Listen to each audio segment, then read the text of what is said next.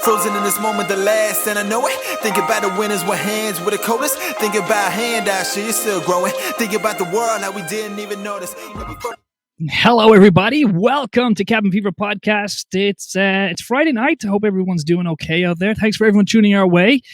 This has been a popular one. We've had loads of people waiting. We can see the amount of people watching us already. This might be one of our biggest ones yet. We are blessed with the man who is basically and has put bantry on the map when it comes to photography. He has memories that some people have forgotten, and he has memories that some people want to forget. So we have Mr. Ian Vickery on the podcast with us tonight. He is the man that sort of makes us don't want to remember, or maybe wants us to remember. I'm not sure which, but he's taking his time out of his busy schedule to come and do this with us. So it's going to be fun. You know how things go now at this stage, guys. It's all a bit of a crack. You can make your comments. If everything is working and everyone can hear me out there, you can just give us a like or give us a comment. Make sure the sound is okay. And if everything goes according to plan, we should be ready to go. Hold on, let me see if I can get this going. If we have Mr. Ian on the other side of this, we should be good. Ian, how are you, sir? How are things? Hey, Terence, I'm very good. Thank you. And yourself? Very good, sir. Very good. And we got this off for the first time now in about 4 weeks without a hitch. No technical issues, no internet problems, no nothing. We're live. How are you? Say nothing. God's sake. How's life been treating you? How's things? Yeah, pretty good, thanks. Pretty good. Busy, kept going. College work is doing my nut in at the moment, but such is life. Yeah, we're hopefully on the last leg now, shortly. So that's it. Is good. All is good, so then all is good. Now, let me just see. You are the man that has sort of, how do we say it, photographed bantry in all of its glory over how many years now? How long has it been? Well, I have been doing photography since 1985. Before me. So, yeah, before you, 1985. But Dad started in, I think around 1964, 65 direction he started. And he basically really took off when construction of Gulf Terminal started. So that was really the catalyst that got him going. But my granddad, he died when my father was only 14. So my granddad was into photography long before that, and his father was into photography long before that. We have a picture. There's one of the pictures I actually put up of New Street back in 1920, and there's a Kodak sign over the door of the hotel as well. So, there's a lot of history tied up. Yeah, it's been passed down all the way through the Vickery heritage. Yeah, it has been passed down. I actually still have a good few of the old. I used to collect old cameras, but I still have a lot of old cameras that were belonged to Dad that he used and that I used as well. You know, some of them were. There was a couple of cameras were when he bought them horrendously expensive, and they were brilliant cameras. Just the quality was superb. But like, this is an expensive hobby, you know. Camera, photography and DJing, it go hand in hand. You know, like these new lenses is sort of like us with new laptops and new lights and stuff. They call it a hobby, but it's one of them more expensive hobbies that people have, isn't it? Like you don't get into photography if you're broke. And you definitely don't get into DJing if you're broke or want to make money, because as I was first told when I started DJing, they go, yeah, it's great. You make loads of money. Yeah, everything's this night, that night, this night. But it's one of them businesses that as soon as you get a ball of money together, you're just like, right, what can I buy next? And it's always that, what can I buy next? What can I buy next? And you're kind of building it and building it and building it all the time. And the money just disappears rather quickly on gear. And it's gear then you buy that you have to hide from your significant other, so she doesn't find out that it's there. You kind of have to justify it all the time. Yeah, thankfully that part of my life I haven't actually bought a camera I would hate to even say, because I don't really do much photography anymore. And taking pictures, I really don't. But you kind of have to remember now that the quality of the camera on your iPhone or your Samsung phone is absolutely superb. Yeah. My first digital camera, which I bought in 2000, was an Olympus digital camera. I could take 15 pictures maximum on the chip that came with it. I could only get 3 pictures on a battery. So you had more batteries than you had pictures because and the camera cost $2,500. And it was a phenomenally high quality 1.2 megapixel camera. A Blockia had a better camera in it. There was better cameras on the Snake phone than there was on that, like 1.2. Jeez, that's like teddy bear cam that you give to a child has a better quality camera, that you buy from China, China.com for 20 quid. That's just how technology. But I mean, the quality out of the iPhones and the Samsungs now. So I mean, everybody's taking pictures, but nobody prints a picture anymore. When was the last time you printed a picture? Yeah, I don't take very many pictures. I'm not very good at it. I'm one of them people that sort of go, wow, this is great. And if I have the brain capacity to take my phone out at the time and even take a picture, I'm kind of going, oh wait, the moment's already passed. Now herself makes me take pictures. I'm one of them boyfriends that you see on the side if there's a beautiful background and stuff like that has to take all the pictures of their girlfriend. And yeah, it's like this: take the picture and get this angle and make sure the sun is in her. Yeah, I'm that guy behind it going click, click, click, click, click, click, click. Now it's just got to the stage where I set it to the the multi-picture function, and I just go. Yeah, and I just move it from side to side, and so far I've gotten away with it. I don't think I'll get away with it now after tonight, but yeah, so far I've got away with it. So I'm hoping now that I'll get away with it a little bit longer. I do take tons and tons of pictures with my iPhone, and the whole. I'm actually running out of memory now. I'm just going either dump off pictures or buy a new phone. So probably trying. It's an excuse to buy a new phone, but that's another battle to cross. There we go. That is always the excuse, isn't it? Like you have to have that small bit of an excuse just to go, what can I buy next? It's a much better camera. The iPhone 12 Pro is a beautiful camera. It's unbelievable. Yeah, justifying it. Crazy price. Yeah. But look, I still have the iPhone 6 now, and that, you know what, that does enough for me, to be perfectly honest, because I'm not a camera guy. I don't have a pretty face, so I'm not a camera guy, so I don't tend to take very many photos of myself, and I'm never the one that take a picture of all of us in the thing. Now I've done it as DJing. I was a part-time photographer because people would come up and go, hey, take a picture of all of us in front, and you'd be snap, snap, snap, snap, snap. But I never took great quality or never did any sort of how would you say, professionalistic approach to my photography. It was more snap, snap, snap, snap, snap, and there's your phone back before I lose it or it gets knocked out of my hand and kicked along the dance floor. Cargo used to be the worst for that. People used to always try and hand over their cameras to get pictures, and I'm small as it is, and inside there, and where Cargo used to be, like the DJ booth used to be over my head, so like I was literally trying to reach over and give people back their phones. The amount of phones that just get kicked along. Or way back when I first started, all the digital cameras that you'd pick up on the night, the little pink Fuji cameras you'd pick up, or any of them old style ones, the real old ones, like in 2009 and 2010, those little pink fluorescent pink ones that you'd have. Yeah, the amount of them I picked up along the way, waiting for people just to come and collect them. And sure, Jesus, they never picked them up. You just leave them there, or here, mind my camera, and they wouldn't even come up at the end of the night. Then it was. Look, it was one of them times. Simpler times, or maybe harder times. I don't know. No, simpler times. Simpler times. So, right, this is, how did you manage to blag your way, or did you get inherently taken over by the fact that you had to just start taking pictures of bantry? Everything now is like, you were the man. There wasn't a picture taken or an event that you weren't behind the camera. How did that turn about? Well, back in the day, nobody had a camera in their pocket, So photography was still a certain amount of a dark art, and like, as I said, Dad had been doing photography since the mid 60s, and he kept going until kind of 1985, 1986 direction.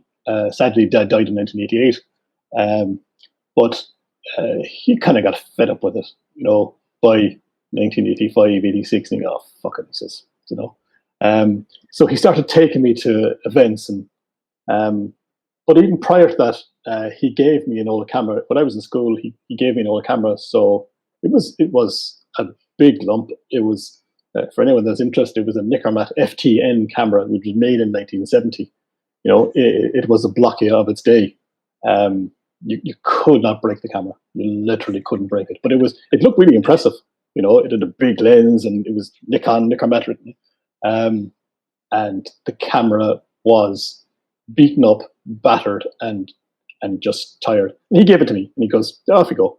But he wouldn't give me any color film. He said, "There you go. There's whatever you want. Just take what you want of Kodak Tri-X film, which was the standard film we used back in the day." And he said, "Whatever you want to take, just take, but you got to develop it yourself."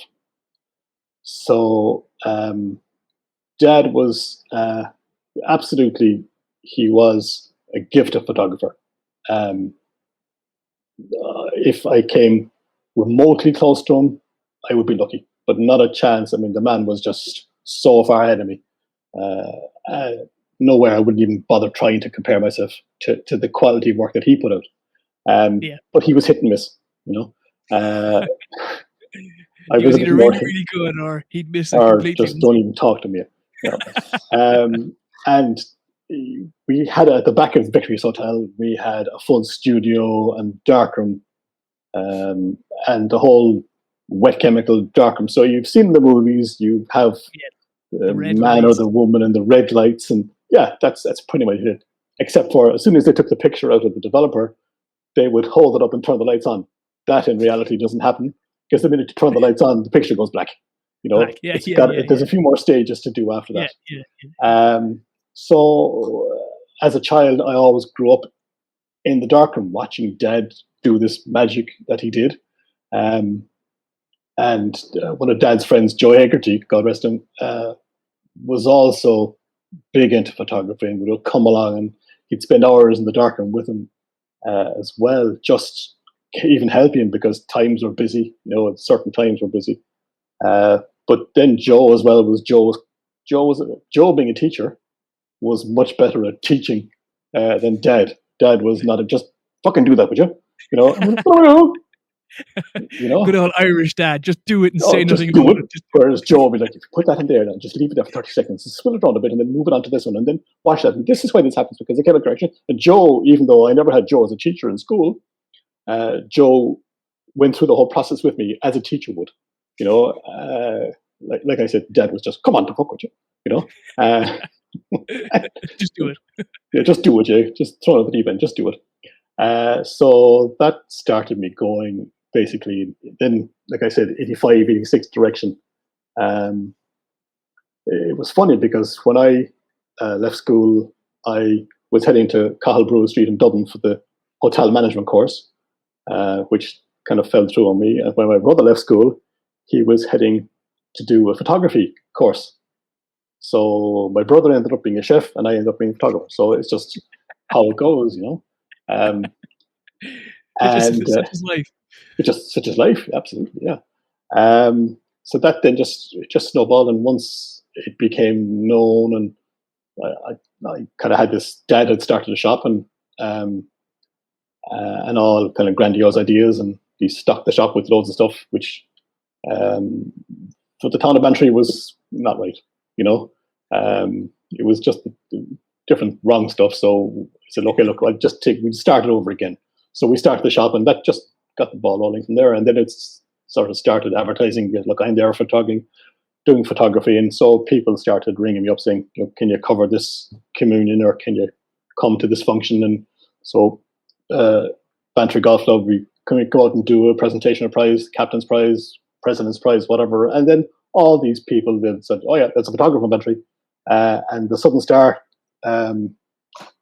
fantastic paper that it is, you would print the picture off, type up the caption, stick the caption to the back of the picture, and you would deliver it over to Skibbereen.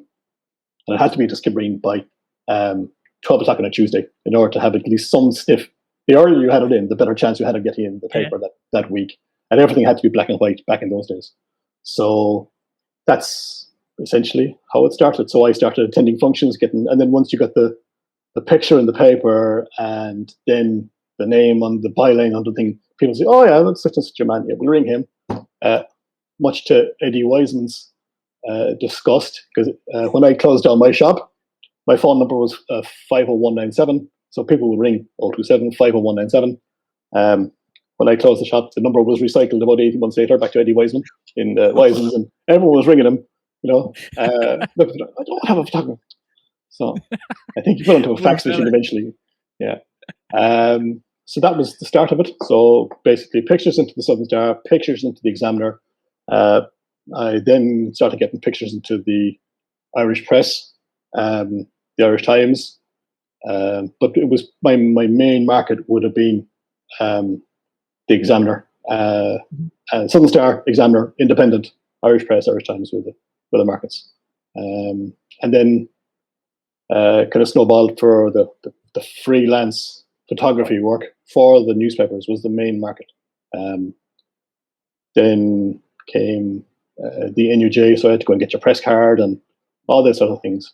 And you had this wonderful press card, and people think, press card will get you anywhere. No, it doesn't. You still have to talk your way into some situations, so then. Oh, you do, yeah. An awful lot of people, every politician, come election time, every politician, you're their best friend. If any politician sees a photographer, come over here and get a picture of my buddy. I'm going to fill that pothole. No bother at all. Just get a picture. Just take a picture of me. I have a shovel. With a shovel. Election time was absolutely horrendous because everybody wanted you. Can you cover this event? And of course, no newspaper would put the picture in the paper because they're sick shit of it. Paddy Sheehan in Goleen. Paddy was just poor Paddy, rest his soul. A lovely, lovely man, but did my head in. But he'd have you known for everything, absolutely everything. Oh, he'd have me known for everything. And then if he didn't have a camera, Paddy wouldn't recognize him. I met him one time and I had no camera on me. And I was, hello, Paddy, how's it going? And no, yeah. I said, Ian Vickery. Oh, hello, Ian. Yeah, didn't recognize you with the camera. Fair enough. So, but Paddy was a lovely man. I actually, while this when we organizing this podcast, I was thinking back, and I can still remember the old shop, and it used to have the old discarded Fujifilm capsules in the window, didn't they? They have a load of them along the ground.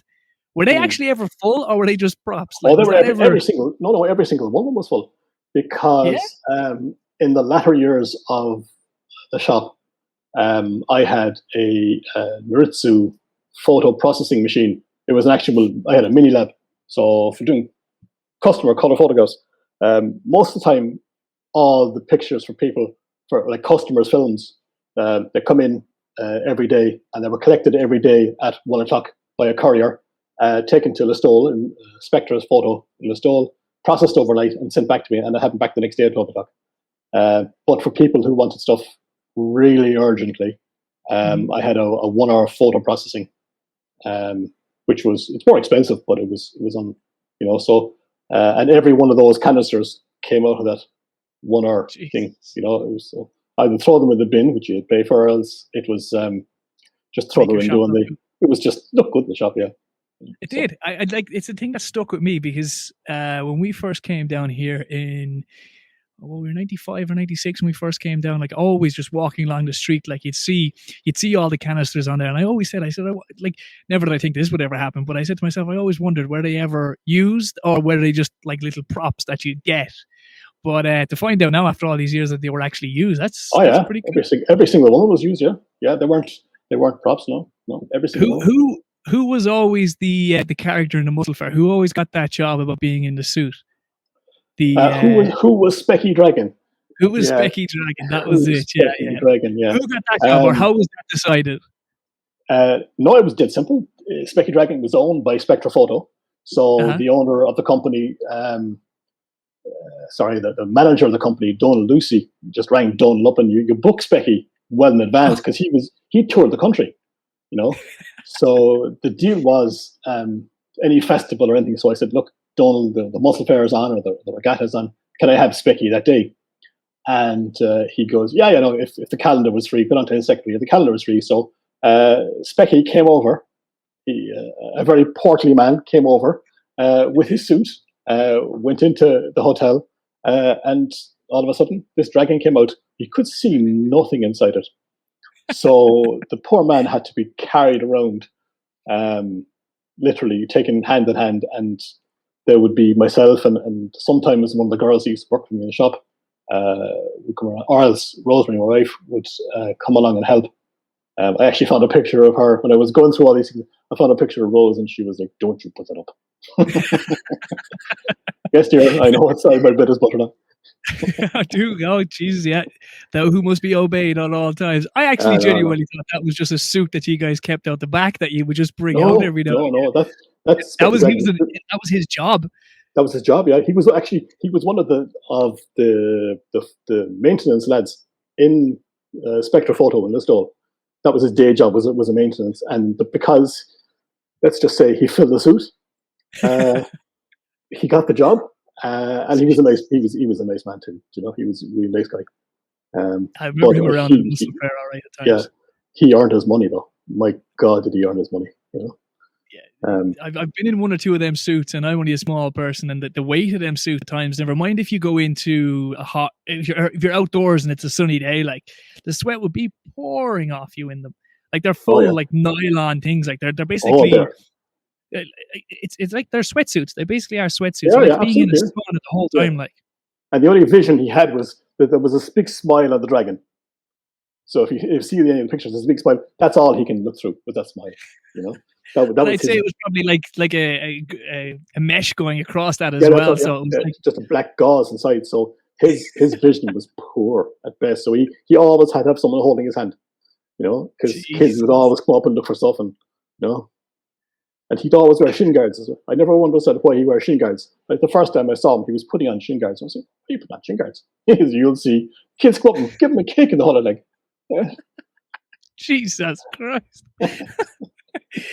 Poor Specky the dragon getting kicked in the shin. Do you know what? It kind of scares you how many times he got kicked in the shins before he realized to put on shin pads, like, you know. Yeah. Note yourself.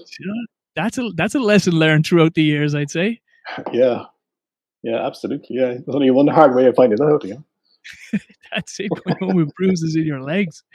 My God. No, we have. You have been one of the main contributors to the Bantry Down memory lane. Now, to be honest, I've seen some pictures of Bantry that I've never seen before, and I've seen some pictures of Bantry that flash back so many memories. Now, I did have one ready to go, but of course, I did jinx myself by saying that we had no problems of it going. I had one of a flood on Barrack Street. Let me just see if I can get to it now. It was absolutely amazing. Because it just brought back memories of last August, basically. Let me just see if I can get it. Here we go. Right, let's see if this works. Let's see, this is technology when you don't want it to work. Here we go. All right, guys at home, you should be able to see this. Let's see if we go this way, and then... Do we get it working? This is the one. Old Kelly & Co. being yellow as well, and the Hurley's garage next door. Can people at home see that? Can we see it? Yeah, I can see it, yeah. You can see it there? Yeah, this was one now, and I was trying to... Because it was 84, it got flooded the first time, Barrack Street. And then you have on here 95, is it? That's right, yeah, 1995, yeah. 1995, it got flooded then as well. And then here we go, back in 2020, it got flooded again. And it was flooded, it was flooded again in 2001.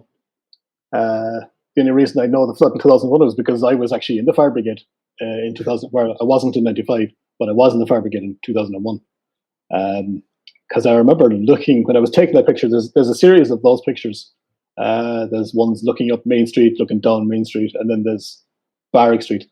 There's also, on the same day, there's the kids inside in the Gael Skull were all just pressed against the window looking out, and they couldn't leave because there was just flood everywhere. Because the flood was coming from the back of the Gael Skull, the river behind the Gael Skull. Yeah. And the same thing happened actually again in 2001. The same river flooded again because of a blockage in the river. That's what caused the flood. It happened last year too. Last year it was bigger, but that was the culvert. Yeah. It didn't block; it was just actually too much water in the culvert the last time. Yeah. This one was a blockage, but August was just too much water. So that was the at that time, I think I was told by the one of the lads in the bar that the cozy was it 84 that it was just redone and he had brand new carpets in. It was a guy from Dublin owned the cozy at the time and he had brand new carpets in it and the whole lot and he just reopened it and it got flooded. 3 feet of water came right into it. All the old boys still sitting on the chairs and they were just sort of putting their feet up, still drinking their pints as if there was nothing to worry about, like the old Irish way. Sure, it's only a drop of water, like yeah. Yeah. The old Irish way, and you might hear the fire alarm in the pub, but until the fire gets to the bottom of your chair, you're not moving. Like, you're kind of, it's at the back of your mind. There's a fire alarm going off somewhere, but it's not in front of me or it's not in my vision, so I'm not going to worry about it too much. And supposedly he just spent a fortune getting carpet and everything and all it redone. And he got destroyed in the flood of 84, I would imagine it would be, because in 95, I would imagine it would have been Donald Casey who owned it. There was a very big flood in 1986. That was the biggest flood. So did that do the whole town at that stage? That did the whole town. That did the whole town. Because I remember I had just come back from Skibbereen delivering pictures over, and I had a Mark I Ford Escort. My pride and joy cost me £300. Jesus. You wouldn't get £300 for one of them now. You get my first car. Yeah, my first car, Mark I Ford Escort. And I had just driven past Barry's garage, and there used to be a dip in the road there. And I went through the dip in the road, and the dip in the road was a bigger dip than I had anticipated, and the car got flooded, and it sputtered and just about. I made it to the top of the Yankee Bend. And I coasted from the top of the Yankee Bend down to the Abbey, and abandoned the car and walked into town, soaked to the skin, and came into town and was greeted by my mother pushing a flood of water out the door of Vickery's.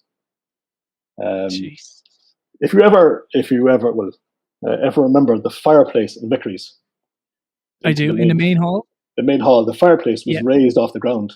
Such was the amount of times the place had been flooded. They raised the fireplace off the ground when they rebuilt Vickery's in 1924. Jesus, that's something now. I know. Well, you can't see it now, but I'm sure you have pictures of it. We've got Pat Levis O'Donovan coming in saying it was August 5th, 1986 when the town was flooded. That's it, yeah. And we've got people in Massachusetts tuning our way as well. Hello, guys. Hello. We finally got all the comments working. Say hello to Sam as well. And we've got Dareen Gill Chesterton coming all the way from Massachusetts. Hey, hello. How are we, guys? How's everybody? Thanks for tuning our way. But it's even funny just to see outside Hurley's, the old petrol pumps and stuff like that. I have vague memories of them. And seeing Kelly's Yellow as well is very funny. Like seeing like the old town. Even you had another one up there of I think I'm not going to be able to find it now because it's what I needed to do. And of course, when you need computers to do what you want them to do, they don't tend to do it for you. But you did one of actually I think I can do it this way. You did one of this one. Aquarius shop next to the Bank of Ireland, which is now the new credit union. This was one that brought back so many memories. I was like, Jesus, I remember that shop. And there used to be a big stairs up the middle of that shop, wasn't there? Right, yeah. Yes, I remember it now. Yes, I thought I wasn't going mad in my old age. But it was just funny because I was like, Jesus, I just remember that shop. Because that was around about the time that we were starting to come to Bantry, that Aquarius was still there. I think the best description I saw of it was Aquarius was the pennies of Bantry. It was gas. Yeah, the comments, the comments for a lot of the pictures are absolutely priceless. And that's what makes the whole thing is the comments. Yeah. It's like, in fairness, all the old pictures of the town, like they get so many people just talking about it. It's phenomenal how much we've forgotten of what Bantry was. Yeah. We've and even me to actually start looking through the negatives. And rummaging through it, and I find something. I have a light box next to me here, and a magnifying glass, and next minute I just rummage along and I see a picture and say, "Oh Jesus, I remember that." I thought, even I'm having fun going through the negatives to find it, and and then it's a case of scan it and see how it goes, from there.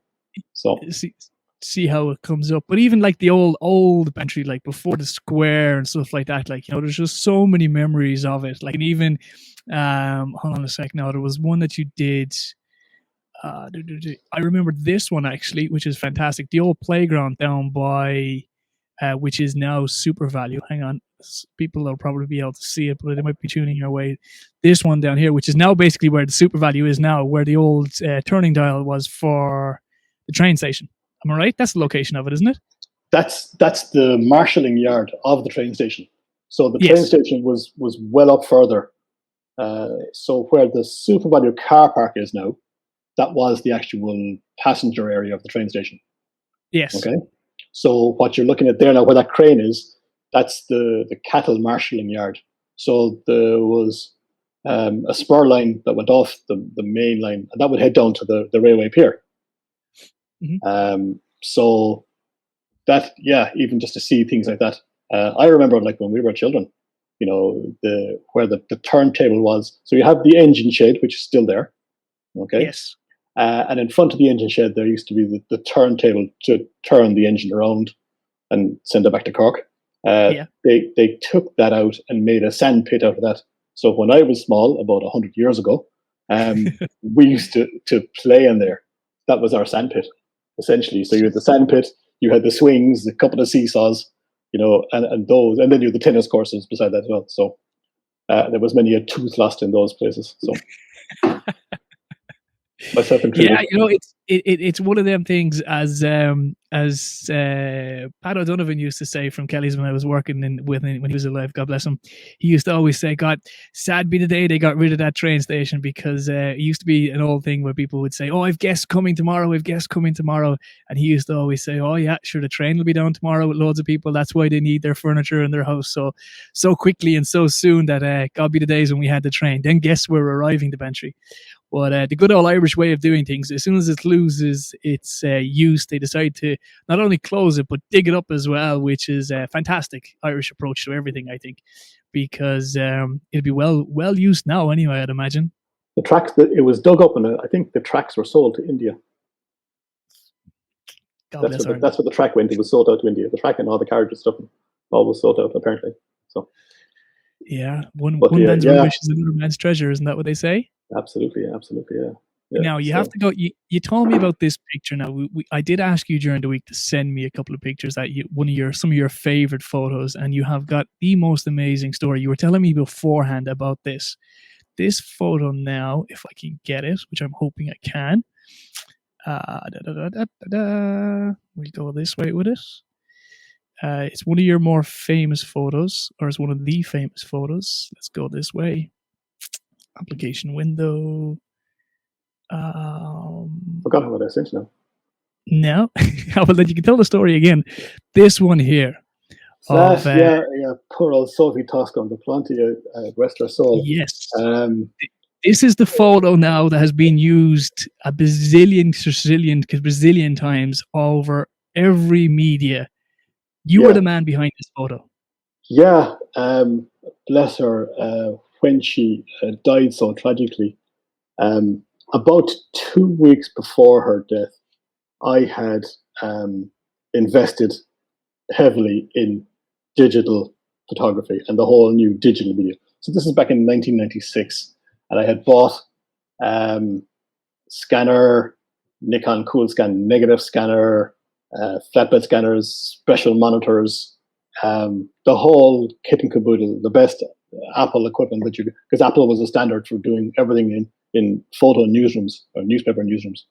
Yeah. So I bought all this equipment, and it was November that I bought it as grand happy days. I said, I will play with it after Christmas. Shop was busy coming up to Christmas and so on and so forth.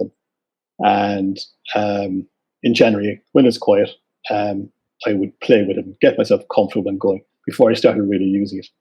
Now, there was no digital photography in those days. It was still analog wet. You took a picture, you then had to scan the negative or scan the print. So had it. Unfortunately, she met, as I said, her tragic end. And a superintendent came up to me with her passport on the day of her murder and said to me that, look, he had this picture of her. Was there any way I could get this picture up to RTE? Because RTE were screaming for it. This was just Christmas week now, essentially. And I said, yeah, no bother. I've all the gear, no bother at all. What was I thinking? I have no idea. Because I was like a duck. I was nice and calm on the surface, but under surface, I was paddling to beat the band. I won't say I had no clue how to get it up there, but it was going to be a challenge.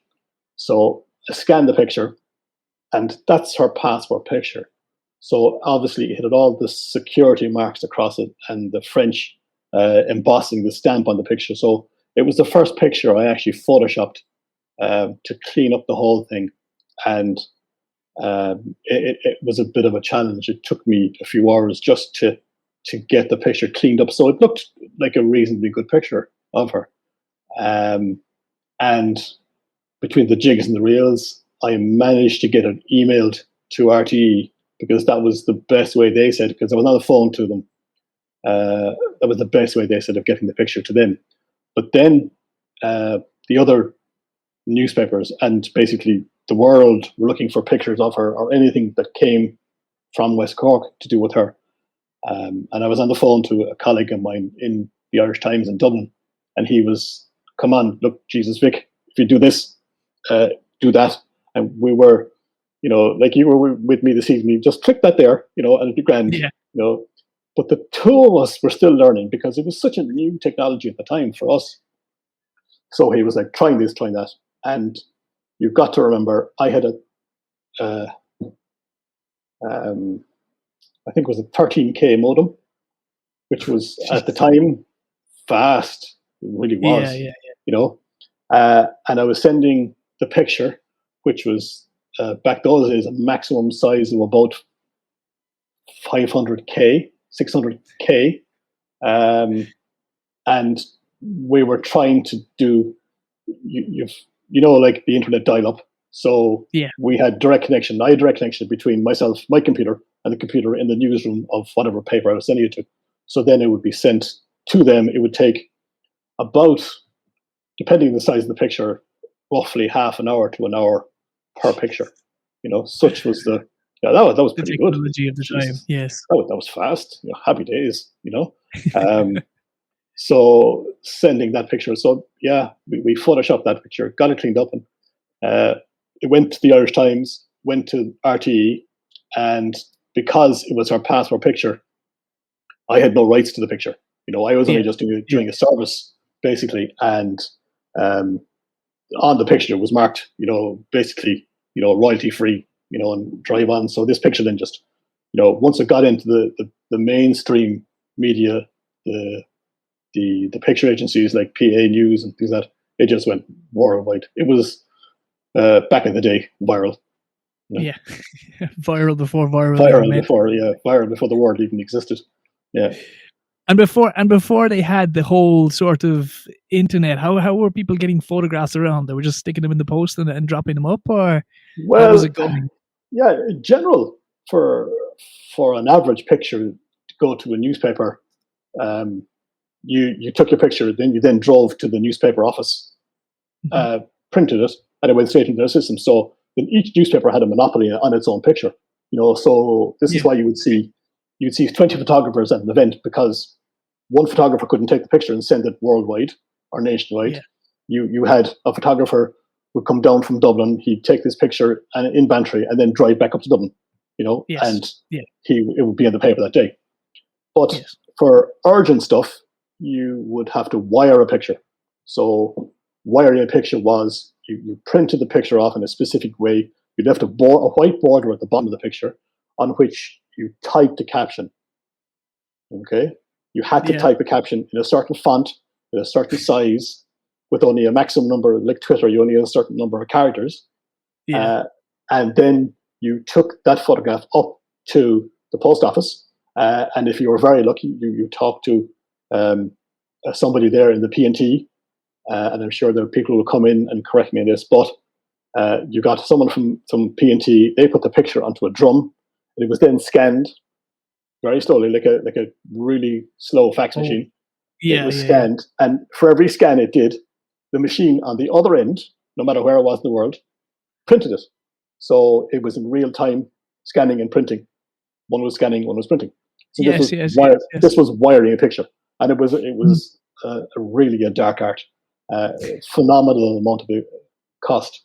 But once scanners came into being and once the internet came, it killed that absolutely Killed it. overnight. Yeah. Killed it. Isn't it frightening the way the technology is moving everything on? Like you said, you can now be a photographer just with your camera phone in your pocket. You know, the technology is there for everybody to use now. Like, you know, there was a time where even in my business where you'd have to have CDs and stuff like that. But now you can go to a gig and have 400 million bazillion songs on this and not ever have a song again. Whereas before you'd have to have like literally boxes of CDs. Like, I mean, boxes of CDs, and you'd be flicking through them all and you'd be going, where's that song? Where's that CD that I made somewhere with that one song on it? Like now it's just... How about boxes of vinyl, you know? Yeah. Boxes Yeah. of 12-inch single. Yeah. I have delved into it on occasion, but yeah, you know what? Vinyl DJs always say you're not a DJ until you do vinyl, you know? But I can I'll happily just let them have that. I have a cupboard full of vinyl. Yeah, they're nice to look at, not nice to play with. I'll put it that way. Now we have a great photo, a cheeky photo of this one here. You said you had a story behind this one of former President, Mr. Bill Clinton. This was a cheeky photo of him turning around. I was in Ballybunion taking pictures of Bill Clinton for a UK picture agency, Rex Features. Yeah. So I was sent over there to photograph his trip to Kerry and Limerick. And I spent the day basically chasing after him. And very nice guy, you know, absolutely the most charismatic man that you will possibly ever meet. So got the pictures and off they went. The picture is that and actually one or two more. I said to myself, the Rex Features would send me a list once a month of where my pictures were used. So Rex Features worked on a commission basis. They would I'd take the pictures and they'd sell my pictures and we'd split the fee. Okay, cool, yeah. And once a month, they would send me a list of all the pictures that I had been used, where they'd been used, and the fee that I'd received. And that picture was on the Moscow edition of Playboy. And I was given the credit as well for it. So that was it. I said, that's it. I've had a picture on Playboy now. I can do no better. You know, that was the absolute pinnacle of my career. Jesus. Isn't that amazing? That is fascinating. And this is how I'm guessing photographers did it everywhere. Like, so you would basically, you were agent out. Your photography, your photos were basically agent out, and whoever wanted them would go. So these guys would go to these agencies looking for photos of, we'll say, Bill Clinton or whoever, and they would sort of show all the types of photos they have of them, and then just pick and choose whichever photos they use. Yep, that's it. In a nutshell, yeah. So Jesus. there's still pictures. I'm still getting an email once a month from Rex Features. Now I haven't earned any money off them because nowadays you don't earn royalties and pictures anymore. It's just gone, you know. Really? But yeah, you might get €1. The last picture I had used was somebody picked up a picture of Kilcoe Castle that I took and used it for a jigsaw, and I earned £1.27. You know. You wouldn't even buy a coffee. Yeah. Geez, that's frightening, isn't it? So how are photographers paid now? Do you know? They just get paid per picture? They get paid either a day rate, so they work for a newspaper for a day, but generally it's per picture. You know, so I don't really know actually because I haven't actually gone down that road of selling a picture in 20 years. Yeah. What happens now? No way. It's a terrible job. I wouldn't do it. It's a very thankless job. It's one of them jobs where it's nothing but bad news, or like this very, you know, they say there's no what is it? Bad news is, or there's no such thing as good news, or what is it? There's no good news is no. You know? Yeah.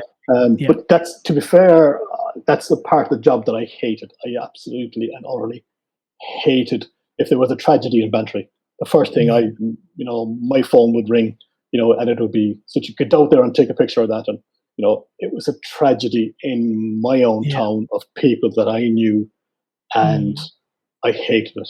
I absolutely loathed having to go and get a picture of someone grieving, and it was a picture of somebody I knew, somebody that I had to see again tomorrow morning and had to see again in 6 months' time, So even though there was a lot of photography I liked, I absolutely detested that part of it, hated it, and it was one of the things it just killed it for me. Yeah, it was fine if I was going up to Cork City and taking a picture up in Cork City, where I knew no one knew me. Yeah, no problem. But down here, it just something I hated. Absolutely hated. Having to take pictures of people when they're in their sort of their worst or their lowest is you don't ever think of that, really, do you? It's that's a weird aspect that I never actually even ever thought about, because you always just see like it's just snap, but when you that doesn't I can understand that now. That's a bit of a, like I said, it's fine if you didn't know the people there, if you're not from the area, because you're just parachuted in, take a picture, and you feck off. Whereas I live in this absolutely amazing town, which is full of its wonderful eclectic people, and we are all in this big mix of what it is, but we all have to look at each other, and and you might say, oh, such and such, I can't stand him, or he can't stand me, or whatever. But if you met them in a neutral venue, someplace far away, you'd be like, oh, how's it going? How are you? Jesus, how things back home? But like it is a fantastic town, and everyone is brilliant, So it was that part of the job I just hated, I do you know what, I never ever thought of anything being like that, but I never saw that aspect of it. But you always see the good side. Like it's like one of them things that you always see the good side of photography. You see all the best things, like you see the happy things, the weddings, the christenings, the big parties, the concerts, and all that type of thing, where everyone's having a good time. But you don't see the sort of the real lives, if you don't have to go take, like you said, pictures of people mourning and stuff like that. That's I've never thought of it that way actually before. That's fairly heavy. Heavy is the word. Now, what's going on here? What's this one about? You have to tell the story here. Probably my favorite photograph, I would have to say. Not because it's an amazing picture or it's artistically fantastic. It's none of those things. It's just because at the time, so you have Mom Annie, and you have President Robinson and her husband, and they were down here, I think, in '94, and the picture was up at St. Joseph's Workshop, the opening of St. Joseph's Workshop, which was coaction. And Ma was profoundly blind, and an absolutely amazing woman. If you get talking to anyone that knew her, she was an absolute legend. But she used to come along and she goes, "Is that you, Ian?" And I said, "Yes, Ma, it is." And she put her hand on your face. Yes. How are you? And she literally tell, "Oh, you're getting old. There's a few wrinkles coming and whatever." But she did the same thing to President Robinson's husband. Put her hand and literally, before he got a chance to say boo, grabbed his beard and just stroked just his beard to see what he was like. And President Robinson thought it was hilarious. It's so innocent. It was such a beautiful moment. And to me, that's probably one of my favorite photographs, because, the president of the country, her husband, was getting his face rubbed by this beautiful woman. Where else would you get it in the world? Honestly, we are such a close-knit community, that you can do things like that, and that's one of my favorite pictures. That's it. So. Yeah, no, you can see the innocence behind it all, and you can see Mary Robinson's face in the background. Yeah. She's just like, she's taken in by the whole lot of it. It's hilarious, yeah. She actually asked me for a copy of that picture. Yeah? So, wow. Yeah. That's brilliant. I'm sure the poor fella hasn't got, like, he's sort of going, "Oh, what's happening here?" type of thing. Like, you know what I mean? It's so, like, you were just there. You were just bang, done. And like, you couldn't prepare for that type of photo. Like, that's a pure instant reaction photo. Like, absolutely, yeah. It's absolutely fantastic. And you got me one more that you sent me as well. Let's see if people can see this, if it comes in. This is one of the tankers. I can't see which tanker is that comes in. Hang on, let me see if I can. I couldn't tell you the name, But the only thing that's significant is Prospect? because the Prospect, it could be the Prospect, yeah. I think That written on it. was either the first or the second tanker to come into Whitty at the opening of the new single point mooring. So this was basically Whitty oil terminal getting back up and running again. So the significance of that to me was that my father was there and photographed the Whitty construction, the construction of the oil terminal from its very start. Yeah. And he was there to take pictures of the first tankers coming in back in 1960. I'm going to say 69. Mm-hmm. I could be wrong, but 1969, the first tanker, Universe Ireland, was the first tanker coming. And I was there to photograph the first of the tankers that came in on the new system of doing it. So I was just thought it was a nice link to history for myself. That's all. Yeah.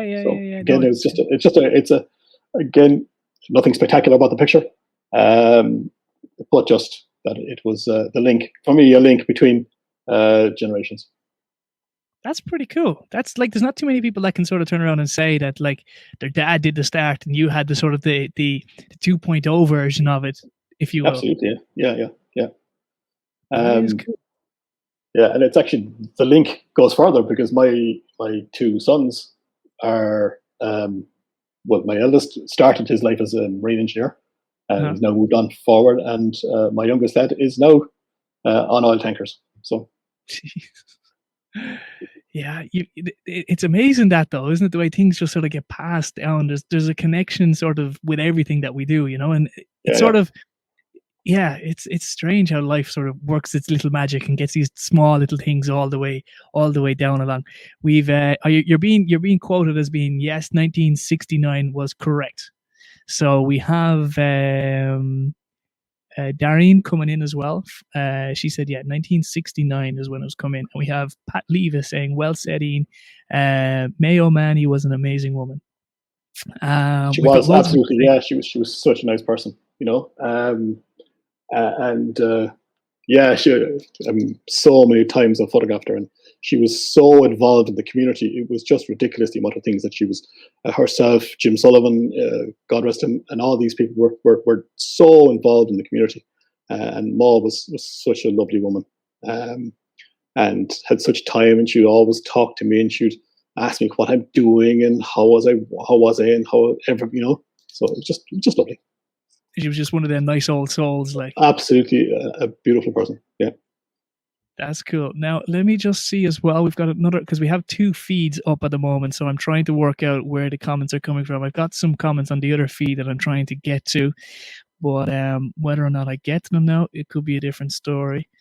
You've got a lovely picture, actually. Let's see if I can get this. Now, excuse this, ladies and gentlemen, at home trying to watch this, but this is kind of off the cuff. You have a lovely picture of Vickery's downstairs. I don't know. Let me see if I can get it. I would imagine that your dad probably took this. I've got to do that, and then we've got to click this one again.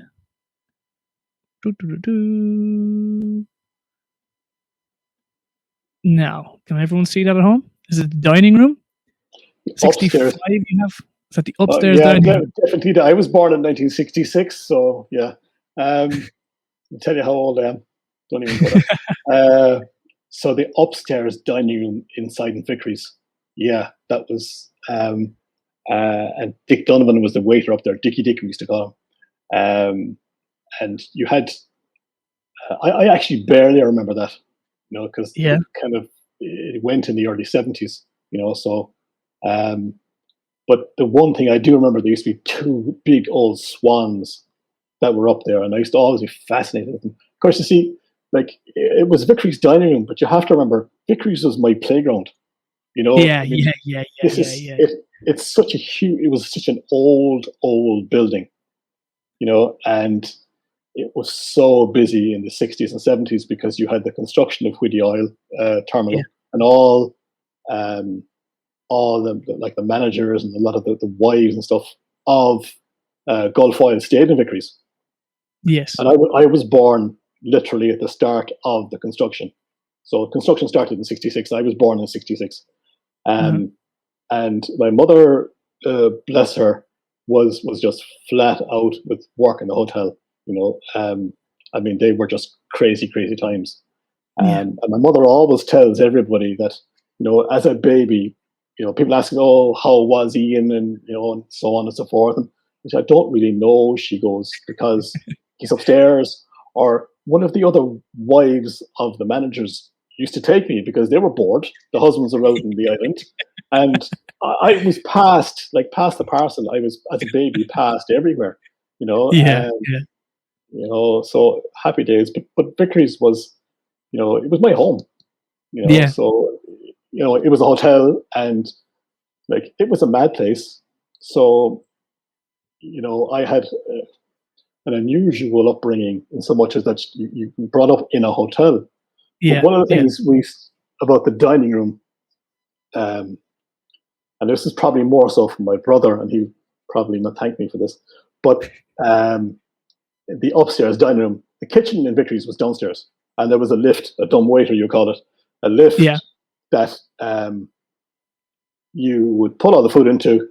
You would talk into a tube, call upstairs, the upstairs pantry, and it was pulled by rope. Yeah. So there was no push button. You just put the rope and up it went. And we as children used to literally jump into we call the lift, jump into it, and they'd pull it up, and we'd pop out and scare whatever staff was there. So much to the annoyance. And Dick Donovan, again, such a nice man. Would chase after us, roar at us, laugh at us, and it was such a nice man. It was just pure innocence of the whole thing. Oh, absolute innocence. So I mean, my brother would remember upstairs dining room far more than I would, because it in the 70s it became the offices for Gulf Oil. So it was essentially that whole area was kind of annexed off, and where my shop was, and upstairs over that was the dining room. That whole area was just annexed off and made into offices for Gulf Oil, a long-term let back then. They really did just come to Bantry and take over, didn't they? They did, yeah. They absolutely did, yeah. Like they brought massive, huge employment, like in fairness to them, but they really, because even talking to Vivian Callahan Jr. and stuff like that, like they saying like back in the day when the Bantry Bay was the same, everybody was staying there. It was just constantly busy all the time. Like it was things that Bantry would never see, or you could never imagine how much a small little town just like blew up overnight. Oh yeah, absolutely. I mean, like before Gulf, came into Bantry. I mean, we were a very sleepy little town. In the 50s and 60s, Bantry was, just like that, a sleepy little town. Mm-hmm. No better or no worse than any other, sleepy little town in the middle of nowhere. Mm-hmm. We were doing our best, and times were impossibly hard. Such was the massive emigration, as all our parents and stuff went out back Mm-hmm. in those days.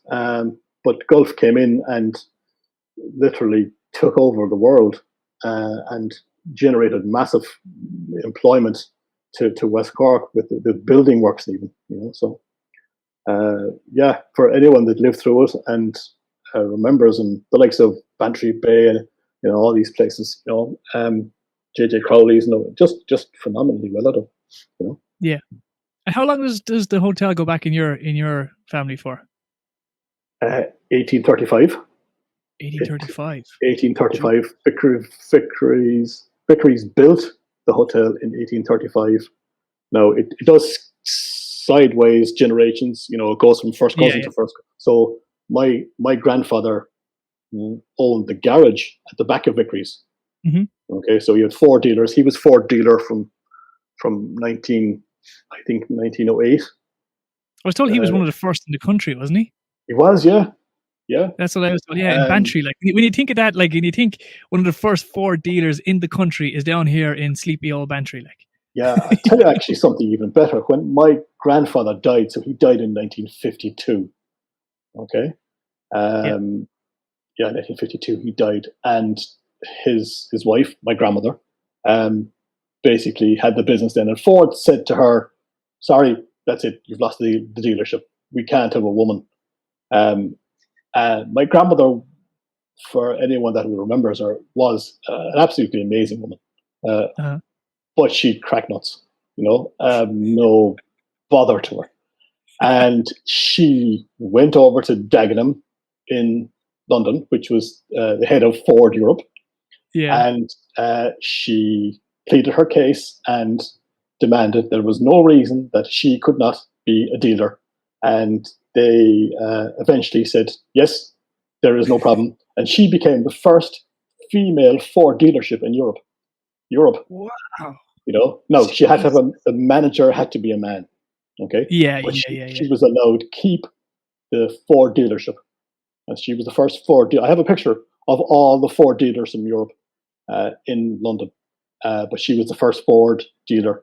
I'm sure someone probably correct me or something, but as far as I'm aware, she was the first Ford dealership in Ford dealer in Europe. Wow, in that's absolutely amazing. You did a lot of pantos as well. There's a lot of people in the crowd there. One for everybody in the audience of all the pictures of the pantos over the years. Yeah. So obviously back in the day, Dad was doing pictures, Yeah.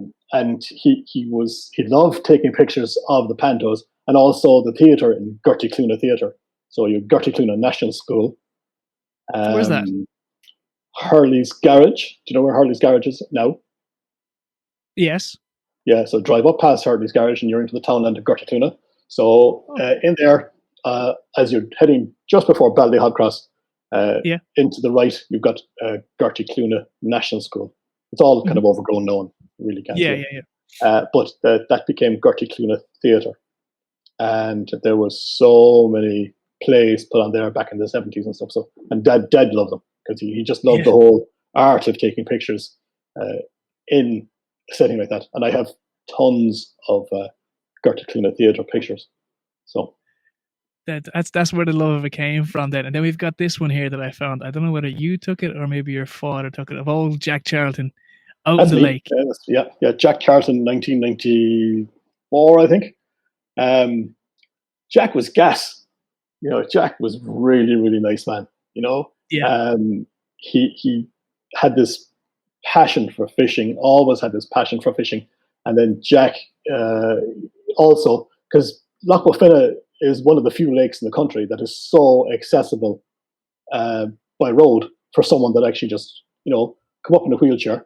Because he had this disabled angling competition in the UK, which was very successful. He came over here and found Loch Buffina and said, this is the best lake, full stop.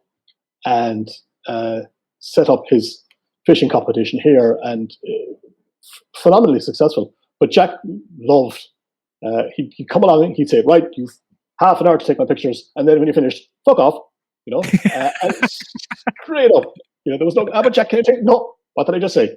No bones about him. And when he was finished, he'd go out in the boat so that I couldn't annoy him, or anybody else for that matter couldn't annoy him. I actually, he's a nice guy. In fairness to him, like he one of the very first memories I have of Bantry is, you remember where the old road used to go around where you could drive up by the Bank of Ireland rather than driving down, you drive up it. Yeah. Well, there, before the island was made all them years ago, in the middle where you could just sort of go over and then cross like sort of two roads to get to the Bank of Ireland, there used to be like you run straight across it. Yeah. So my claim to fame is I was nearly knocked down by Jack Charlton one time. And myself and my mother were coming across the road, and you used to be able to swing around and go up, you wouldn't be able to see it blindly there. So he stopped this big black Mercedes anyway and waved over and goes, "Are you all right, kid?" And I says, "Yeah, perfect, not a bother." All right, so into the way he went. That was my sort of claim to fame when it comes to Jack Charlton. He nearly ran me over. Very good, yeah. But you're all right, kid. And it was that real sort of half Irish, half English type. I don't know what type of accent you could ever call it, like. But you're all right, kid. And I was like, yeah. And away he went then on his merry way around. When he used to come down for like 2 or 3 days. It was a fairly long. It was a weekend. He for a couple of days, and then they had a big function in the West Lodge afterwards, and they had the presentation of prizes, and everybody did their best. I mean, if you rested a bucket up in the lake, the fish would jump into it. Such was the level of stocking the lake got the night before his competition. And in fairness, like to Southwestern Fisheries, they pulled out all the stops. They did the best they could, and it really was a great show, and it was fantastic, absolutely. Everyone had a great time, and he'd come up to the West Lodge, and he'd anybody that was there, he would pose for a picture, and he'd be like, "Come over here and get the picture," and I know who they are, like, and I don't give a shit, take it, I was only interested in, could I get the picture? Could I get it in the paper? Or would I make a bit of money on it? But that was my job, Yeah, that was your job, of course. Yeah. Just go. Just do it now. Do it now, quickly. Oh yeah. No bother. All right. Yeah. You had a great photo there. Can you get it back of the time that the Coors came to the Mussel Fair? You had that picture earlier. We were kind of working out what was the best way to sort of share photos of Bantry over the years. So this might take a little bit of time, give me a second there, folks. I'll see if we can. Bear with us a little while. We have got. I have this one that I must talk to you about as well. Hold on now. Where can we go? I'll see if I can. I have this one of Dave Fanning back in the old Amadeus. Hang on, I'm just cancelling it. Dave Fanning, yeah. Back when DJs were able to be DJs, I suppose. Back in DJs with DJs, and Jerry Ryan came down after him as well. I'm sure I have pictures of Jerry Ryan, poor God rest him. So yeah, they were crazy days up there. Amadeus, yeah. Yeah, if only you could tell the stories, I'm sure it would hang quite a few people. Yeah. I think one of the best comments, or one of the funniest comments I've seen to one of the pictures on Bantry Down Memory Lane was "Please God, make him stop," because it was a Debs picture, and and the hair, and it was just make it stop. The old dresses. I'll see if I can find the cores. There is some quite how would you say, flamboyant dresses in the Debs, in the old West Lodge and stuff like that, and the old carpet as well with the what was the West Lodge? It used to have their logo on it, wasn't it? There used to be the logo on the West Lodge carpet.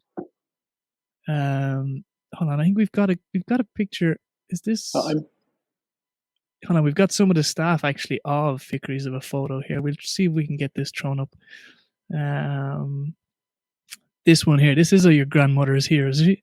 Is that right? That's my grandmother. Yeah,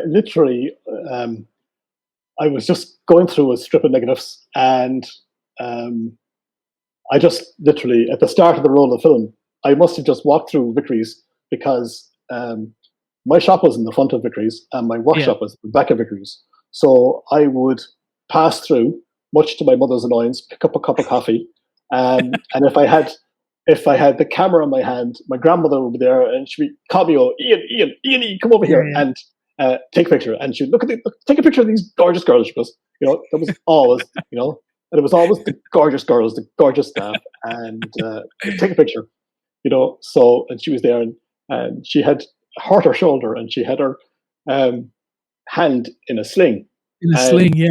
Yeah, depending on the hour of day, and depending how many whackers of scotch she had, the hand would either stay in the sling or come out of the sling. She'll kill me from the grave. She'll kill me. And anybody that knows my grandmother knows I'm true. It was there for functional purposes at times. It was there for functional purposes. It served. It was like, I'm here washing up all day long. They don't care about me at all. She might have been there for 10 minutes, but it kept her alive. It was the best thing for her, and it was activity, and she loved seeing all the people walking around, and everyone would say hello to her. And it was fantastic. It was keep the brain active, keep the mind active. No, it was fantastic. This is another great photo, actually, and I only came across this while I was flicking through. This is, I think you have it as the medical meeting or something like that. That's a great photo. Oh, a meeting of minds, the medical minds, Yes, that was a great photo of them two boys. Yeah, somebody actually put up a comment saying the two of them look as though they've had a drink or two, and the answer is yes, they had. It was at a function in Bantry House for a muscle fair function, and the two lads were gas. And they still are, They still are. They're characters. They're two amazing characters, and they just used to give me so much fun. The other people that I was trying to find a picture, but Father George, back in the day, there was a picture I put up of launching of the Unity longboat, and it was Father George was the priest back in Bantry then, and I was down. I was trying to get a nice dramatic picture of he was there, and he was blessing the boat, and he had holy water there, and I was kind of getting a great picture here of the priest and the boat and the holy water. Fantastic. I was all set in my head. This is the picture I was going to get. And it pretty well did get the way. Except George saw me, and George was always messing with me. He says, and I'm Church of Ireland, okay? And George would always be taking the picture of you black so-and-so and all the rest of it. So anybody who knows me knows that it's always a bit of crack. Okay. Yeah. And George he blessed the boat. It was fine, no bother. And next minute he dipped it out, and straight for me, thump. He straight, and I literally was drowned. And he said, "That'll either convert you," he said, "or burn you." I went over and blessed me, And I was like, "Thanks, George." And got out and wiped the lens and cleaned.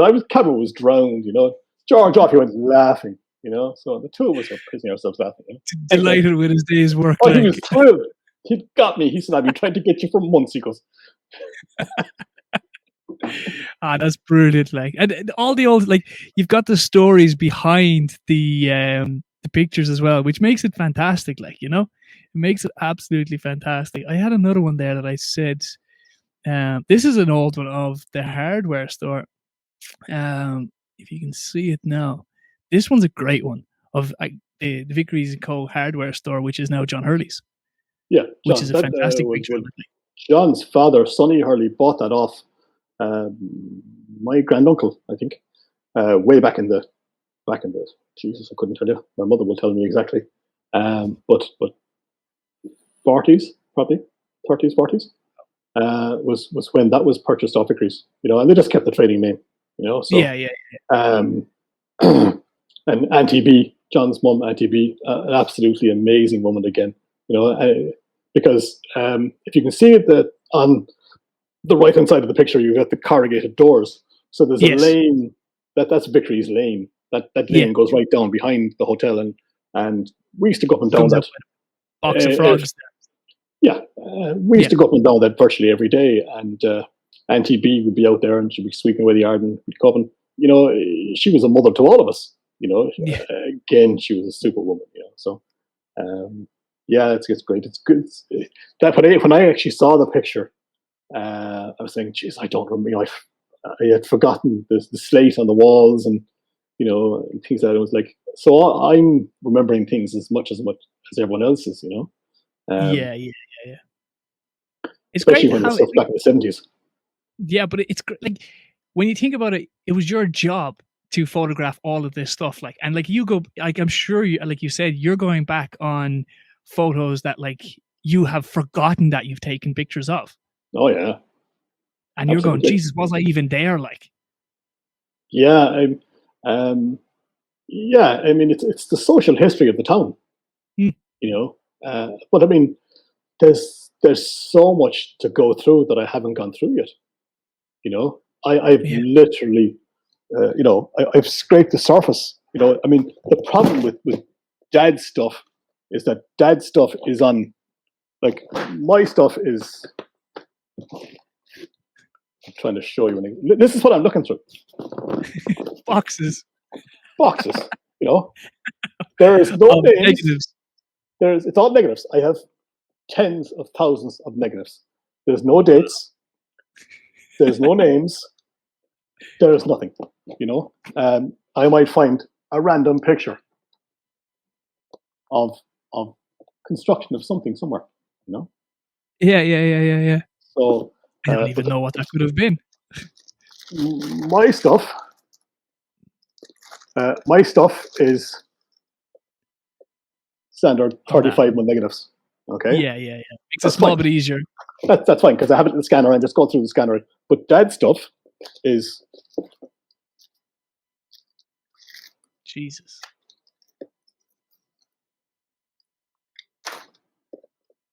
120 negatives, so it's a different film entirely. I don't have a scanner for that. I can't actually get access to these pictures.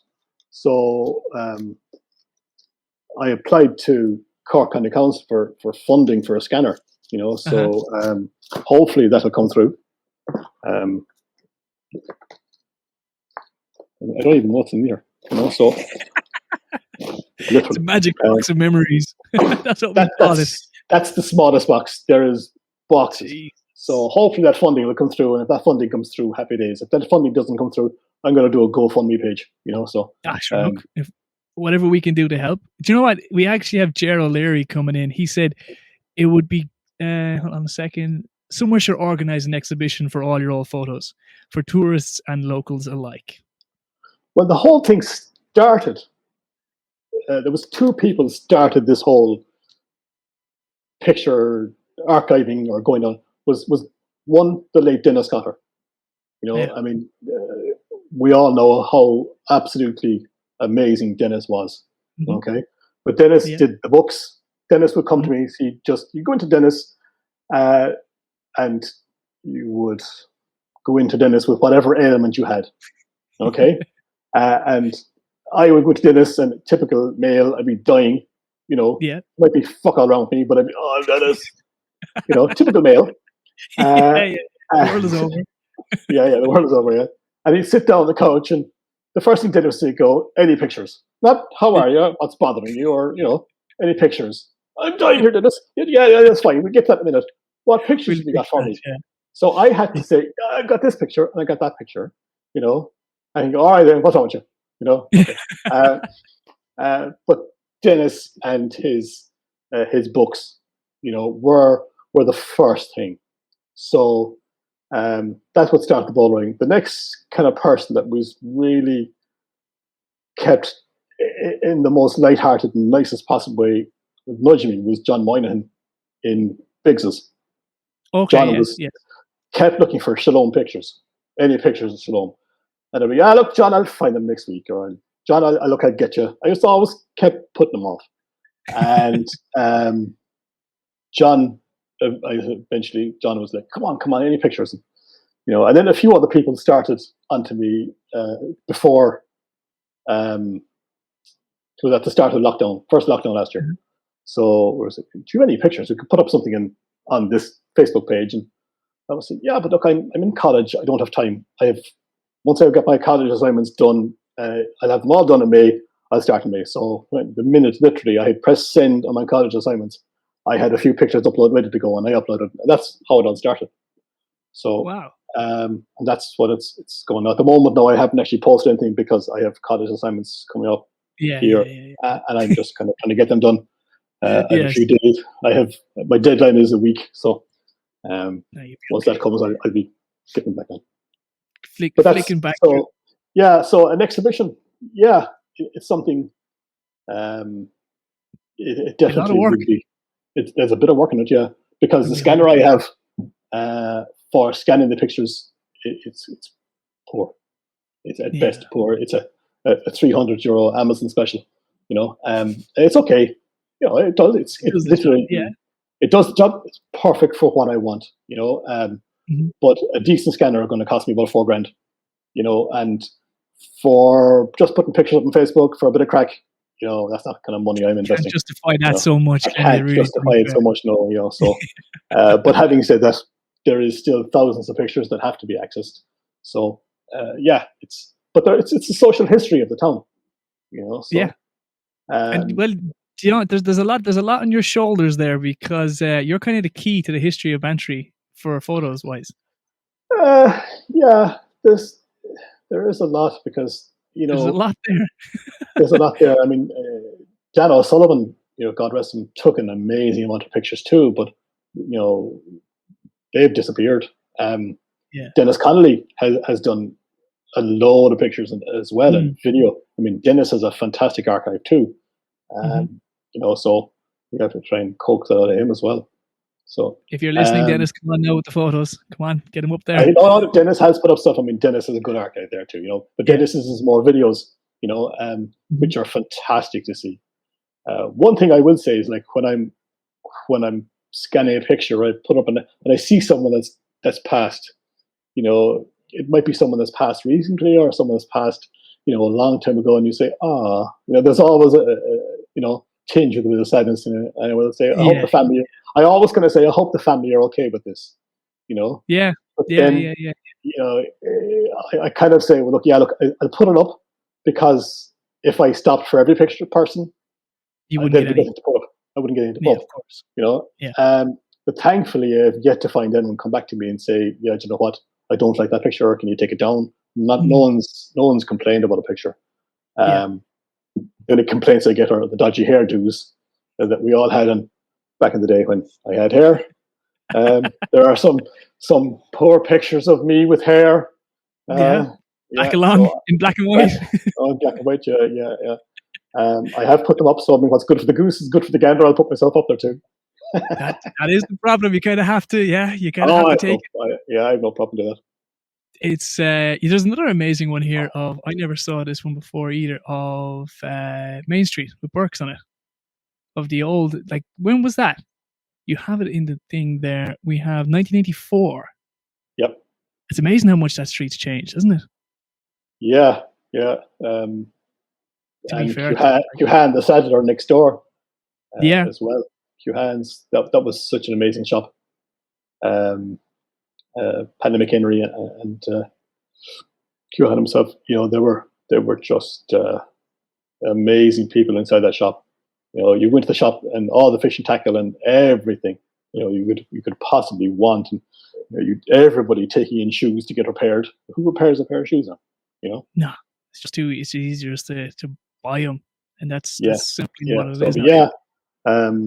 I have another picture. I don't know if I can share it. Yeah. Let's see if I can share screen. This might work. We'll see if we can get it on there now. Should pop up there now in 2 seconds. I might actually, hold on. Here we are. So I'm gonna try and get into here. You're going in the right way anyway. We seem to have something. Like, these are things that I have what's about to go. So that's Main Street again in 1989. Can you see it? Yeah, I can see it. Yeah, we just shared it there now. Yeah, everyone at home can see it. Just to make sure, I think you can see it. That's one I haven't put up yet. So, wow. Just the street has changed so much, and you've next door to Cuhan's, you've Cotter's Bakery, and that was Cotter's. Dennis's mother's, wasn't it? That was Dr. Cotter's mother. Was, yeah. His father. Was his mother and father, was it? Yeah, father, yeah. Uncle Pacho. Uncle Pacho wasn't there. Yeah. His uncle. Yeah. I see. And then you had another one then of the chorus. That was a great photo. You have to show that photo as well. That was a fantastic photo of back when everybody thought Bantry was going to cave in. Remember that? Because Bob Bernard just built the square at the time, wasn't it? The square was just built, and I remember the old head telling me that the cores were coming that night, and I was saying, Jesus, how did you get the cores? He said, we booked them 2 years ago, and they paid only a couple of grand for them. Yeah, they paid pittance for them. Yeah, pittance for them, and they said, "Yeah, look, they're coming." And when they booked them, they said, "Yeah, look, we reckon they'll be big," but little did they know. But the town was absolutely heaving. There was like 4,000 people came to Bantry for that concert. Oh, there was buses. So, you're talking about petrol pumps. So people remember this picture. There's petrol pumps outside Vickery's. Oh wow!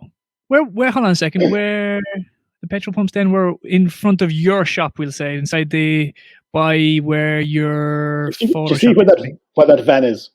Yeah. Right? There's petrol pumps there. So that was the bar. That became its last thing. That was the bar in Vickery's. Okay.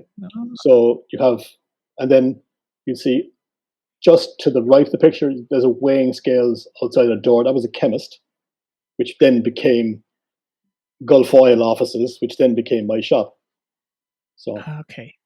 and then you can see a barber's pole. Yes, I see that. So that was Smokey Joe the barber. Smokey Joe the barber. Smokey That was Joe his the actual barber. name, or is that a nickname that was given to him? He was known as Smokey Joe. He was Joe. Yeah. But he was known as Smokey Joe. I used to be sent in there to get my hair cut, and there was some horror stories in there, so not repeatable. But and then you can see the Ford sign over the. You can see the Ford sign above it. Yeah. So my great grandaunt, who died in 1999. It was her parents owned the hotel. She was born in 1896, and she was born in the hotel. And she remembers the first light bulb in town. She remembers the first car in town.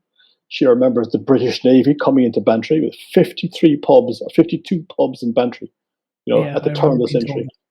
Yeah, and she remembers them all. And she used to tell me stories of the British Navy coming to town, and the family were strict Methodists and no alcohol allowed inside Ian Vickery's. Mm-hmm. But they still used to have a little tiny bar, used to knock on the hatch, and they would just give you the residents whatever drink they wanted. But she remembers like the British Navy coming to town, she said, and coming down by train to do crew changes and things like that. And just like the town was heaving. There was thousands. When they got shore leave, there was thousands got shore leave.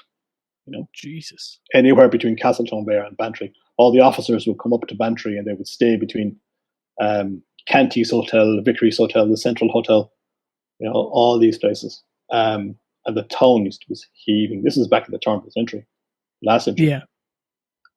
So we've got one of them dodgy Debs photos here, so we don't know who's in it, but we won't leave it up there for too long in case we embarrass a couple of people. But some of the dodgy dresses back in the day of the Debs. Back in the day, they were absolutely fantastic. They were far from dodgy. They were the women looked amazing. They're lovely. You've got another love as well, the Fire Brigade. How did you get stuck in that? So from photography to kind of the Fire Brigade is a bit of a leap, no? Out of the frying pan into the fire, so to speak. How did that go? Just so the ladies don't feel too hard done by. We've got one of the fellas as well, back when the Debs were the bow ties and all that. Probably all gotten from the man's shop years and years ago. Probably were, yeah.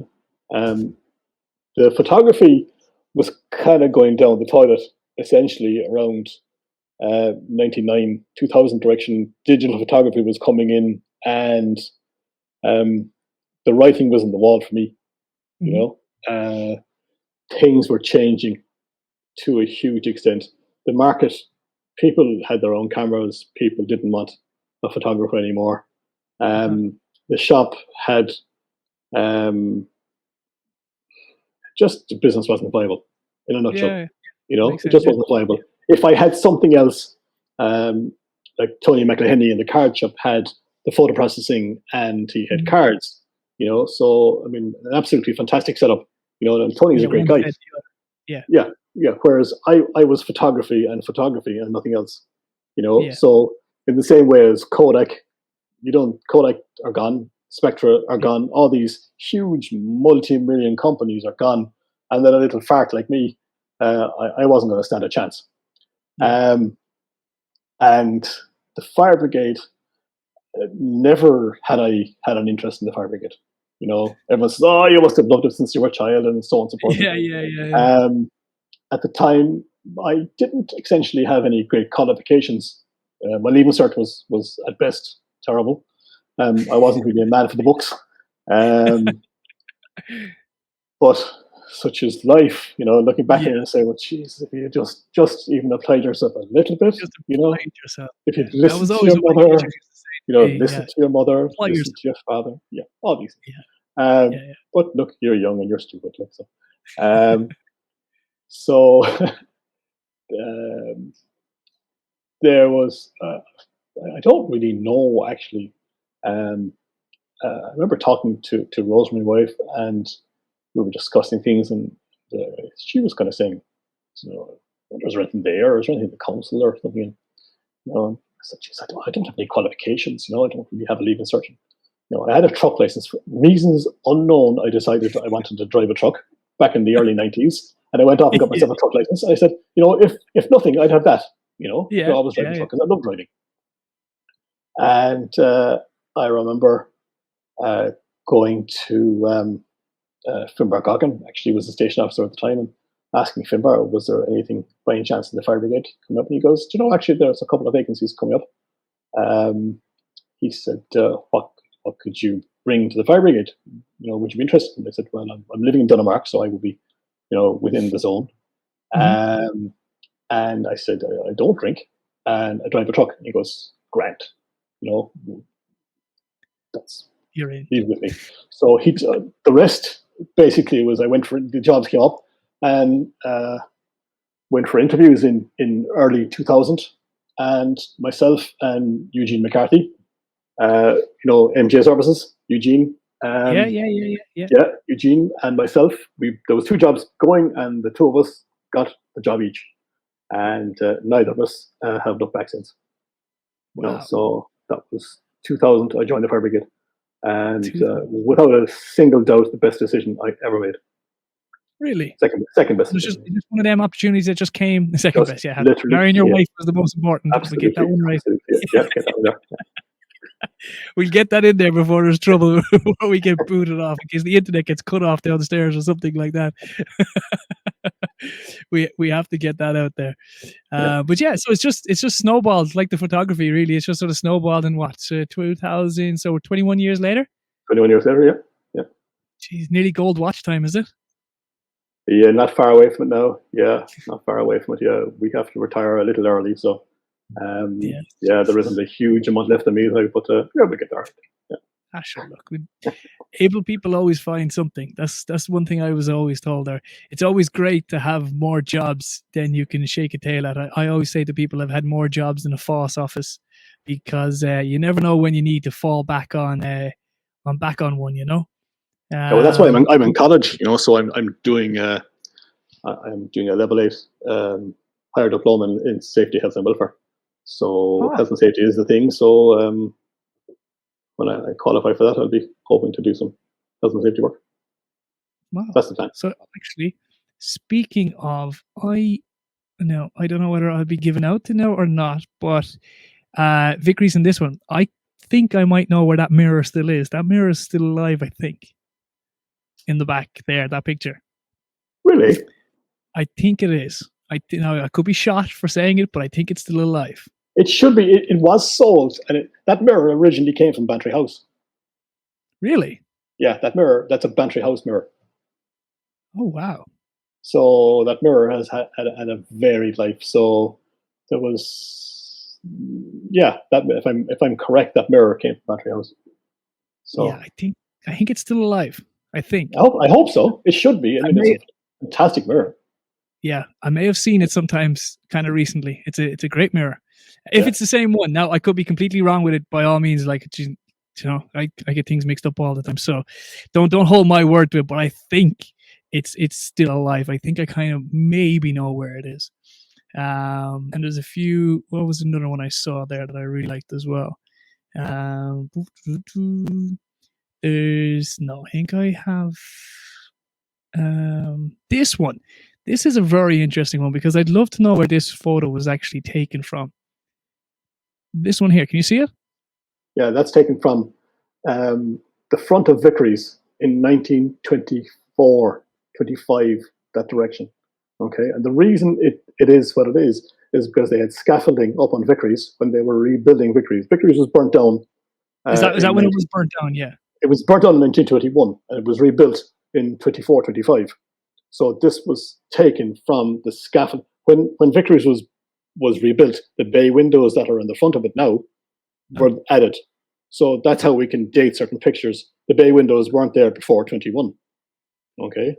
So the scaffolding was put up. So this picture was taken from the scaffolding that was in the front of Vickery's in 1924. Wow. I That's was how we. wondering. I was thinking to myself, all right, there had to have been, because I know some bit of the history of the building. I wouldn't be great on it, but yeah, I was always going, how did they manage to take that picture? I didn't know whether it was when it was being built or it was Footage, after, yeah, when it got burnt down, yeah. yeah. But yeah, little things like that, like you'd never see Fair Day like that ever again, you know.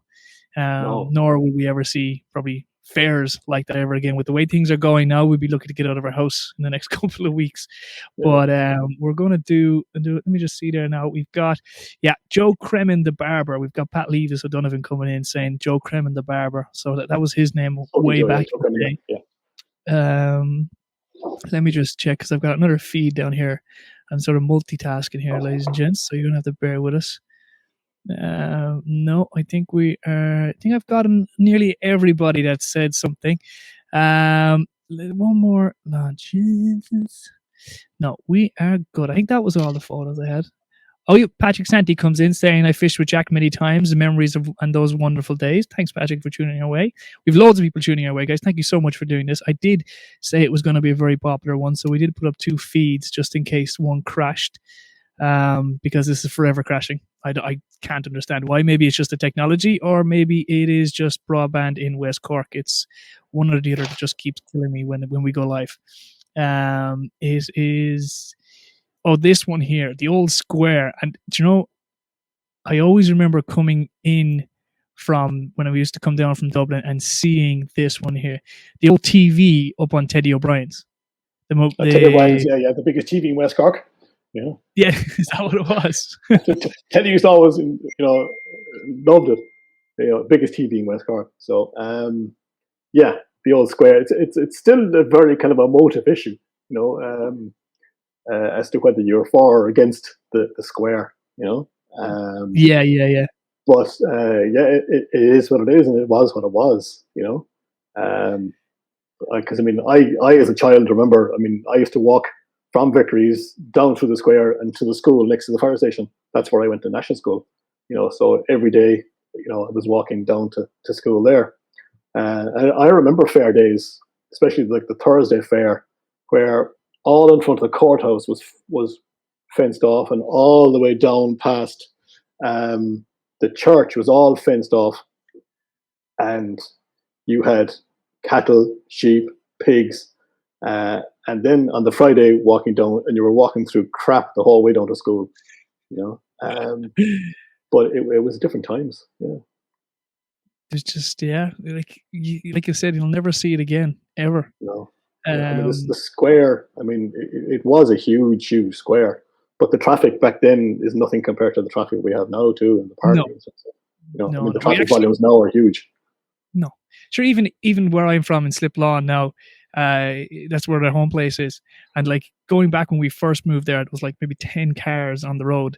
Now all the kids have cars, and the kids nearly have cars now at this stage. So like we've gone from having like 10 cars on the road. Like we used to have.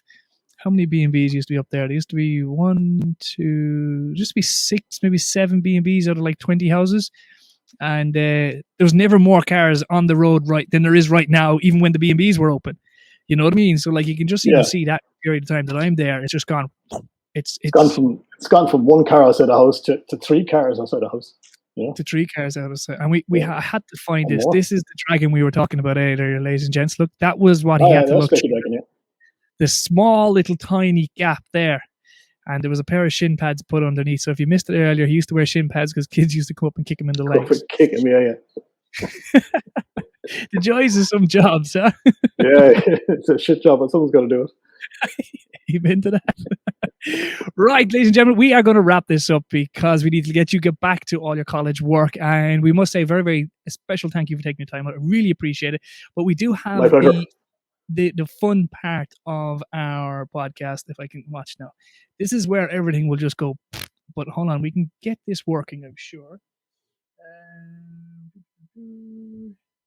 Here we go. We can click on this, and of course it opens up over there. We now have the fun part, which is our sort of rapid fire quiz time. All right, this is where we get our guests to answer some rapid fire questions in or so under a minute. That's what we like to say. It used to be a 30-second quiz, and that kind of went out the window after like the third guest, because by the time we got through them all, we were only like through like 3 questions by the time the 30 seconds finished. So we now just have the rapid fire quiz. So like you got a minute, maybe 2 minutes, depending. So we're not really set on it. So this is kind of just a fun quiz at the end of it where we wrap up everything. So hang on a second. Let's see if we can get a bit of time on this properly. We've got, right, in 3, 2, 1. Which is worse, doing the dishes or washing your clothes? Washing my clothes. Chocolate in the fridge or outside the fridge? Outside the fridge. Coke or Pepsi, which is your favorite? Neither. Which is the correct way to hang the toilet roll? Does it go to the front or does it go to the back? Oh, front. Jesus. Android or iPhone? Oh, iPhone. Your favorite actor or actress? Clint Eastwood. Yes. From your hotel room, which would you prefer, an ocean view or a city view? Ocean. Gotta look at the sea. Are you a dog person or a cat person? Cat. Favorite day of the week? Saturday. And bar Ireland, what's your favorite country in the world? Oh, Iceland. Iceland. Did you go up there for a while? Yep. Holiday? A holiday in Iceland, yeah. No. Is it as icy as they say it is? No. Or is Greenland more icier than Iceland? I would say Greenland is more icier than Iceland, yeah. Mr. Vickery, thank you so much for doing this. We really appreciate it. Everybody tuning our way, thank you so much for doing this. We'll get it up on our podcast YouTube station very, very soon. But until then, thank you so much for doing this. We really, really appreciate it. Thank you very, very much. You're very, very welcome.